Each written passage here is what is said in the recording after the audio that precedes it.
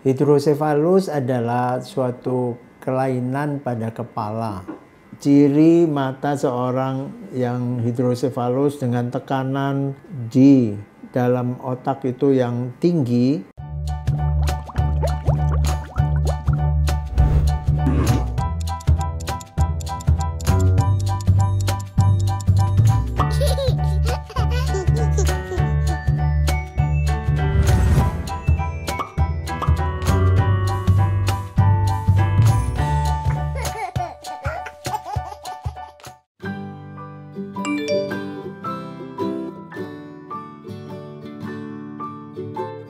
Halo sahabat Premier, jumpa lagi dengan saya Dr. Yahya Zakaria, spesialis anak di Rumah Sakit Premier Jatinegara.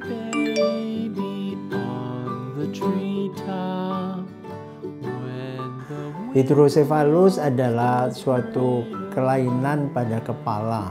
Cephalus artinya kepala, hidro air. Jadi keadaan di mana ada kelebihan cairan otak di dalam kepala.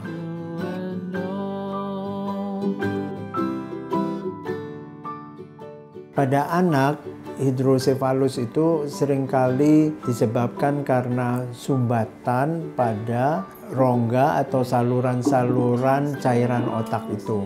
Cairan otak itu diproduksi setiap saat oleh bagian di tengah dari rongga-rongga otak itu, diproduksi terus-menerus dan harus dibuang terus-menerus juga. Cuman masalahnya adalah ketika produksinya jalan terus, tetapi pembuangannya tidak berlangsung dengan lancar. Akhirnya timbul tekanan.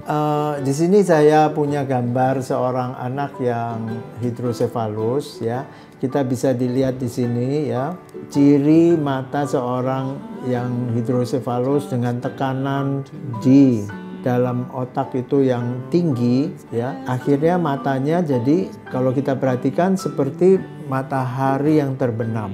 Dan kita perhatikan lagi pembuluh darah itu juga kelihatan lebih jelas. Kalau kita raba sebetulnya, kalau masih ada ubun-ubunnya itu juga tegang. Kepalanya juga kelihatan lebih besar. Pemantauan pertumbuhan lingkar kepala dan dipantau dengan baik sekali, ya, pada kening di atasnya sini yang paling menonjol dan sampai ke belakang kepala juga yang paling menonjol, dan itu yang harus diukur. Setiap bayi mempunyai pola pertumbuhan menurut grafik kurva tertentu. Tidak boleh keluar, melewati jalur-jalur ini nggak boleh, ya. Jadi harus mengikuti pola tertentu.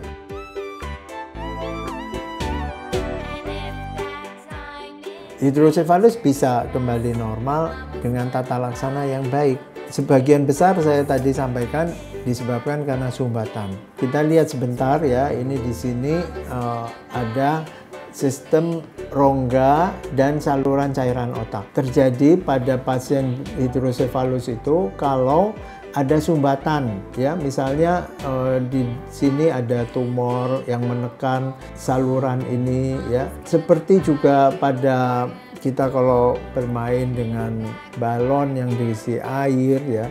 Kalau kita menekan itu air di sini itu menekan jaringan otak ini, sehingga gelembung terjadi, rongga ini membesar, sedangkan jaringan otaknya menipis. Ini yang bahaya adalah kalau hidrosefalus itu dibiarkan, rongga cairan ini membesar, otaknya menipis, dan fungsinya atau potensi otak itu akan berkurang. Jadi perlu diagnosis dini. Bagaimana diagnosis dini? Yaitu pemantauan lingkar kepala. Sesudah pemantauan lingkar kepala, oh ini kok keluar gitu, ya, dari grafiknya. Nah, kita bisa lakukan pemeriksaan klinis dan pemeriksaan lebih lanjut yang lebih definitif, pemeriksaan seperti CT scan atau MRI. Kita bisa lihat rongga-rongga yang melebar tadi. Penghindarannya kalau bisa di dalam kandungan, tentu kita menghindarkan infeksi-infeksi yang bisa mengenai janin. Antara lain misalnya yang kita kenal sebagai toksoplasma, ada cytomegalovirus ya, yang bisa menimbulkan kerusakan dan sumbatan. Kalau itu bisa dihindarkan, mudah-mudahan tidak terjadi hidrosefalus. Sekian Sobat Premier, bincang kita mengenai hidrosefalus pada anak. Semoga bermanfaat bagi Bapak Ibu sekalian. Salam sehat.